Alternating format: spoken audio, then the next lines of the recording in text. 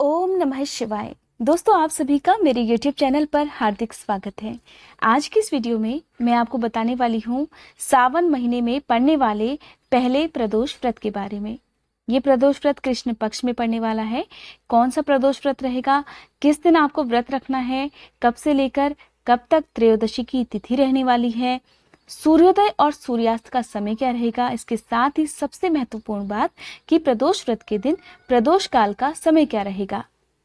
इन सब के साथ साथ आज मैं आपको सुनाऊंगी प्रदोष व्रत की कथा और इसके साथ ही बताऊंगी कि भगवान शिव की पूजा आज के दिन आप विधिवत तरीके से कैसे कर सकते हैं। अगर आपके पास पर्याप्त सामग्री नहीं है तो आप केवल मंत्रों के जाप से भी पूजा कैसे कर सकते हैं, किन मंत्रों का जाप आपको करना चाहिए, पहली बार अगर आप प्रदोष व्रत रख रहे हैं तो आपको किन बातों का ध्यान रखना चाहिए, प्रदोष व्रत के दिन क्या चीजें आप खा सकते हैं, क्या नहीं खा सकते हैं, और इसके साथ ही कुछ जरूरी नियम भी मैं आपको बताने वाली हूँ। लेकिन दोस्तों, वीडियो शुरू करने से पहले आप सभी से मेरा अनुरोध है कि वीडियो को लाइक करके कमेंट बॉक्स में भोलेनाथ की जय जरूर लिखिएगा। आपकी जो भी मनोकामना है भोलेनाथ जरूर पूरी करेंगे। सावन के महीने में पड़ने वाला जो पहला प्रदोष व्रत है वो रहेगा गुरुवार के दिन 5 अगस्त 2021 को, और ये गुरु प्रदोष व्रत है। बात करते हैं एकादशी की तिथि की, तो 5 अगस्त की शाम 5:10 से 6 अगस्त शाम 6:28 तक त्रयोदशी तिथि रहने वाली है। तो आप व्रत 5 अगस्त को कीजिएगा, क्योंकि प्रदोष काल का समय आपको 5 अगस्त के दिन ही प्राप्त हो रहा है। बात कर लेते हैं कि प्रदोष काल का समय 5 अगस्त को क्या रहने वाला है, क्योंकि प्रदोष व्रत की जो पूजा होती है वो प्रदोष काल में ही की जाती है। तो प्रदोष काल का समय रहेगा शाम 6:17 से लेकर रात 7:47 तक। माना जाता है कि प्रदोष व्रत की पूजा हमेशा प्रदोष काल में ही कर लेनी चाहिए। इसके साथ ही अगर आप सावन सोमवार के व्रत रख रहे हैं तो सोमवार के जितने भी आप व्रत करते हैं उनमें पूजा आपको प्रदोष काल में ही करनी चाहिए। कहते हैं कि प्रदोष काल में की गई पूजा का फल बहुत जल्दी प्राप्त होता है। अब बात कर लेते हैं दोस्तों कि 5 अगस्त के दिन सूर्योदय और सूर्यास्त का समय क्या रहने वाला है। तो सूर्योदय का जो समय है वो रहेगा सुबह 6:02, सूर्यास्त का समय रहने वाला है शाम 7:02 पर। अब पहले सुन लेते हैं व्रत की कथा और उसके बाद मैं आपको बताऊंगी पूजन विधि के बारे में और मंत्रों के जाप के बारे में। गुरु प्रदोष व्रत की कथा के अनुसार एक बार देवराज इंद्र और दैत्य वृत्रासुर की सेना में भयंकर युद्ध हो गया। देवताओं ने दैत्य सेना को पराजित कर नष्ट भ्रष्ट कर डाला। ये देखकर दैत्य वृत्रासुर बहुत ज्यादा क्रोधित हो गया और स्वयं युद्ध करने के लिए मैदान में उतर गया। अपनी आसुरी माया से उसने विकराल रूप धारण कर लिया और उसके इस विकराल रूप को देखकर सभी देवतागण भयभीत होकर गुरु बृहस्पति की शरण में जा पहुंचे। देवतागणों का दुख सुनकर बृहस्पति महाराज बोले, पहले मैं तुम्हें वृत्रासुर का वास्तविक परिचय दे देता हूँ। वृत्रासुर बड़ा तपस्वी और कर्मनिष्ठ है। उसने गंधमादन पर्वत पर घोर तपस्या करके महादेव को प्रसन्न किया था। अपने पूर्व जन्म में वो चित्ररथ नाम का एक तपस्वी राजा था।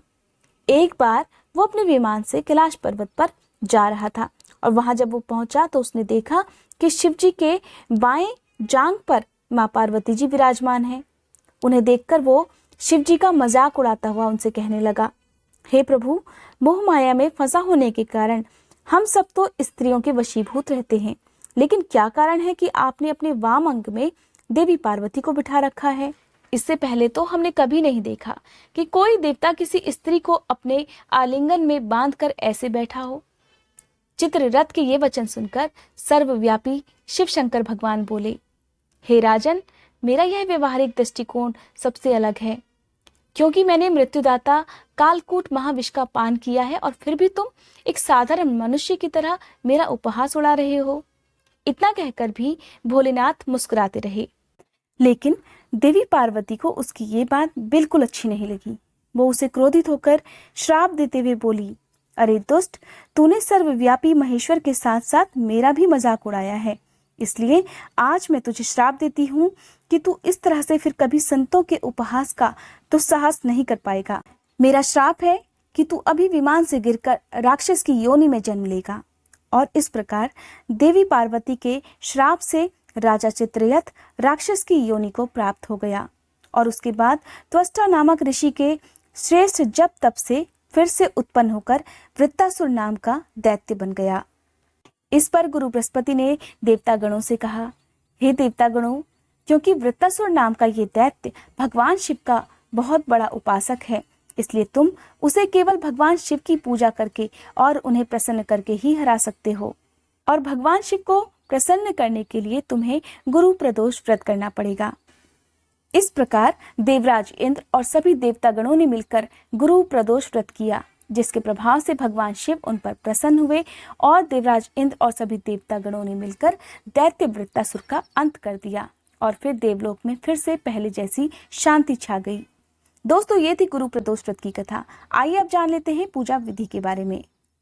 प्रदोष व्रत की पूजा करने वाले या फिर उपवास रखने वाले लोगों को ब्रह्म मुहूर्त में उठकर स्नान करना चाहिए और हाथ में जल लेकर व्रत का संकल्प करना चाहिए। अगर आप पहली बार ये व्रत प्रारंभ कर रहे हैं तो आपको व्रतों की संख्या का संकल्प भी अपने व्रत के पहले दिन ही लेने चाहिए। उसके बाद भगवान शिव और माँ पार्वती जी की पूजा करनी चाहिए। पूजा करने के लिए आप चाहें तो शिव मंदिर में जाकर पूजा कर सकते हैं, शिवलिंग की पूजा कर सकते हैं, या फिर आप अपने घर पर भी पूजा कर सकते हैं। भगवान शिव के मंत्रों का जाप करें, शिव चालीसा का पाठ करें, महामृत्युंजय मंत्र का जाप करें और पंचाक्षरी मंत्र का भी जाप आज के दिन आपको पूजा में करना चाहिए। सुबह के समय आप व्रत की कथा जरूर सुने, आरती करें, भगवान शिव को फल फूल नैवेद्य अर्पित करें, बेलपत्र भांग धतूरा अर्पित करने के साथ साथ आप उनसे अपनी मनोकामना पूर्ति के लिए भी प्रार्थना करें। अब दिन भर आपको भगवान शिव का ध्यान करना है। शांत मन से भगवान शिव के मंत्रों का जाप आपको मन में करना है। अगर आप ऐसा नहीं कर सकते तो आज के दिन आप अपने मन को बिल्कुल शांत रखिए, पवित्र रखिए। दूसरों के प्रति ना तो कुछ बुरा सोचना है और ना ही कहना है। बात आती है प्रदोष व्रत की जो विशेष पूजा होती है। तो दोस्तों, शाम के समय प्रदोष काल प्रारंभ होने से पहले आप स्नान कर लीजिए, साफ स्वच्छ वस्त्र धारण कर लीजिए। बस गहरे रंग के जो डार्क कलर के कपड़े हैं, काले भूरे नीले, इनका प्रयोग आपको प्रदोष व्रत की पूजा के दिन नहीं करना चाहिए। आप चाहें तो सफेद रंग के या हल्के गुलाबी या क्रीम कलर के कपड़े पूजा करते समय पहन सकते हैं। क्योंकि सावन का महीना चल रहा है तो ऐसे में किए गए प्रदोष व्रतों का बहुत जल्दी लाभ मिलता है। तो आप भगवान शिव को अभिषेक करें। किन चीज़ों से आप अभिषेक कर सकते हैं? चाहे तो आप केवल गंगा जल से कर सकते हैं, सरसों के तेल से कर सकते हैं, शहद से कर सकते हैं, या फिर पंचामृत से कर सकते हैं। आपको ध्यान रखना है कि शिवलिंग पर अगर आप जल चढ़ा रहे हैं तो आप तांबे के लोटे का प्रयोग कर सकते हैं। लेकिन अगर आप शिवलिंग पर दूध या पंचामृत या दही चढ़ाते हैं तो आपको कभी भी तांबे के लोटे का प्रयोग नहीं करना है। तांबे के लोटे से चढ़ाया गया दूध, पंचामृत या फिर दही विष के समान होता है। तो आपको शिवलिंग की पूजा करते समय इस बात का ध्यान रखना है। एक और बात कि आपको शिवलिंग की कभी भी पूरी परिक्रमा नहीं करनी चाहिए, केवल आधी परिक्रमा ही शिवलिंग की जाती है। भगवान शिव को जो भी फल फूल सामग्री आप शिवलिंग के ऊपर चढ़ा रहे हैं तो आपको ध्यान रखना है कि जो भी प्रदोष व्रत रखता है या सोमवार का व्रत रखता है, उस व्रत करने वाले को कभी भी शिवलिंग पर चढ़ाई गई फल सामग्री कभी भी खुद नहीं खानी चाहिए। आपके परिवार के सदस्य खा सकते हैं जिन्होंने व्रत नहीं किया है, लेकिन आपको इसे ग्रहण नहीं करना चाहिए। प्रदोष व्रत के दिन हरी साबुत मूंग का सेवन किया जाता है और दान भी किया जाता है। आप चाहें तो किसी बैल को आज के दिन आप साबुत हरी मूंग खिला सकते हैं। कहते हैं कि साबुत हरी मूंग का आप जितना ज्यादा दान करेंगे उतना ही पुण्य आपको मिलेगा।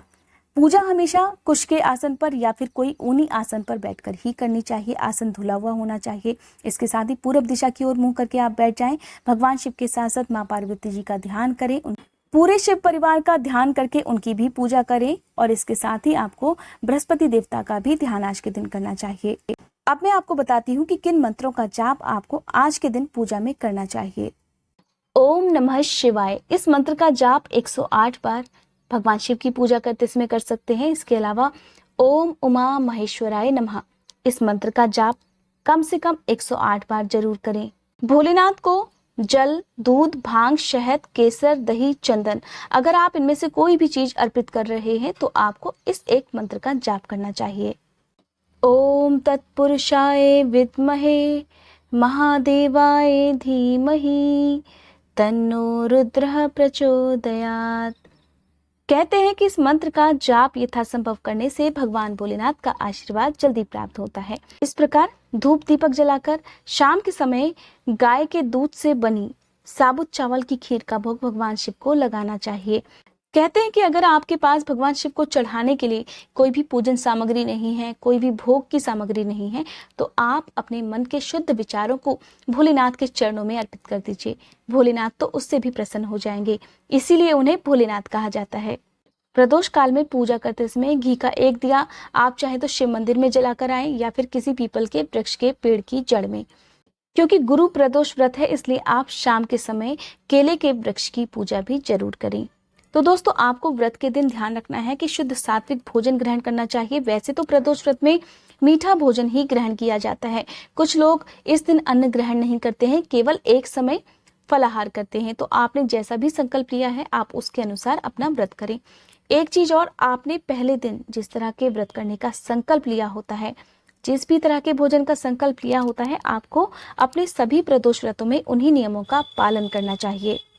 इस प्रकार शाम के समय की गई पूजा के बाद आरती करें, व्रत की कथा सुने, क्षमा याचना करें और जो भी भोग आपने भगवान शिव को लगाया है उसे प्रसाद स्वरूप घर के सभी सदस्यों में जरूर बांटें। प्रदोष व्रत के दिन आपके घर में शुद्ध सात्विक भोजन बनना चाहिए। हो सके तो आज के दिन सफेद चीजों का दान करें, गाय और बैल को हरा चारा खिलाएं या फिर एक मुट्ठी आप साबुत मूंग भी गाय को या फिर बैल को खिला सकते हैं। दोस्तों, ये थी आज की वीडियो। अगर आपको ये वीडियो अच्छी लगी हो तो मेरे चैनल को सब्सक्राइब करना मत भूलिएगा।